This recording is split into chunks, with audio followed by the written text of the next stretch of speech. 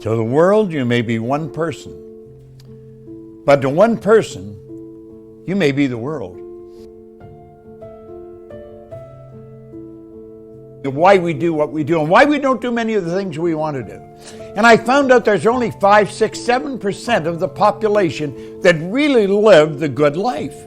We're God's highest form of creation, and yet we act like we don't know the war's over. As a people, I'm talking about the masses, a good 90% of the population. Let me ask you a question. How many sources of income do you have? Do you know that wealthy people dating right back to the ancient Babylonians have always had multiple sources of income? All last night while I was sleeping, I was earning money. You can earn more money when you're sleeping than you can spend when you're awake. Now that may sound like an exaggerated statement, but it's really not. You see, you don't go to work to earn money. You go to work for satisfaction. You provide service to earn money. And when you can find a way to provide service all over the world, you'll have money coming in from all over the world. I provide service all over the world. Prosperity consciousness. This is not taught in school. You can go right through our educational system and learn absolutely nothing about earning money. I find this subject absolutely fascinating, and I'm going to tell you, you will too. Ask yourself this: do you have more money than you need? How much is enough? I'll tell you how much is enough. When you've got enough money to live the way you choose to live, for as long as you think you're going to live, then you've got enough. Most people don't know how much is enough. They really do not know. How do you really want to live? Because you're quite capable of doing it. How do you really want to live? See, I'm living today the way I really want to live. Man, I live a wonderful life. I'm 86. I got the energy of a 36 or a 56-year-old, and I work all over the world. Everyone can.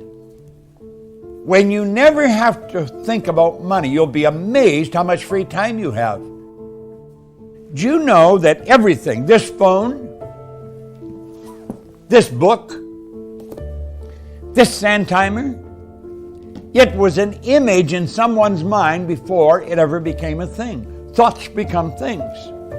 Then they improve upon it from that point on, the image maker. Everything, this studio, your house, the clothes you're wearing, the jewelry you may have, all started out as an image. You and I are image makers. We have mental faculties. Do you know that you and I are the only creature on the planet that is totally disoriented in their environment? Do you know all the other little creatures on the planet are completely at home in their environment? They blend in. You and I, totally disoriented in environment. We don't blend in. You see, they operate by instinct, which is perfect. We've been given higher faculties. We do not blend into our environment. We've been given the ability to create our own environment. We are truly God's highest form of creation. And the images we build in our mind, we can move into physical form. That's how everything starts. Everything starts in the form of an image. Well, you only attract to you what you expect. Expectation is a mindset. And as you build that mindset, you set up the law of attraction. Expectation.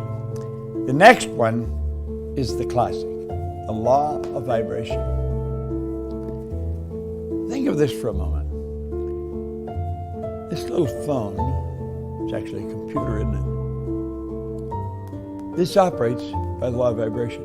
That's how it operates. See, every level of vibration is referred to as a frequency. Our phone operates on a frequency. When I was a little boy, we never had a phone at our house. I was probably 15 years old before we had a phone, maybe 16. I even remember the first number. It was Oxford 3137. And the phone we got was a party line. When you picked up the phone, you could hear everybody else. They were picking up the phone. There might have been 100 people on that same frequency. Today, we have millions, literally millions of people, all have their own phone. They have their own frequency. I've got a frequency of my own, and you have one of your own. Why didn't we all have phones back then? Because we didn't understand the law of vibration. We didn't understand these laws. We didn't understand frequencies. But you see, we do understand it today, and because someone understands the law of vibration and knows how to program this thing to operate on a specific frequency, I can communicate to you and you can communicate to me. In fact, we're communicating right now on a frequency. Well, I want you to think of this for a moment. This body you're living in operates on frequencies. That's right. It operates on frequencies. And as you start to understand the law of vibration, you can start to take control over your life. Most people don't even want to study it. That's how we leave that for the scientists. And if they go to look at the law of vibration, they would probably dig into scientific book. It's because you are born rich. You have deep reservoirs of talent and ability within you. And we'll show you how everything in this universe operates on frequencies. Everything operates on frequencies. We have to get on to the frequency of the good that we desire. You'll say, is this too heavy for me? No. I teach this to children.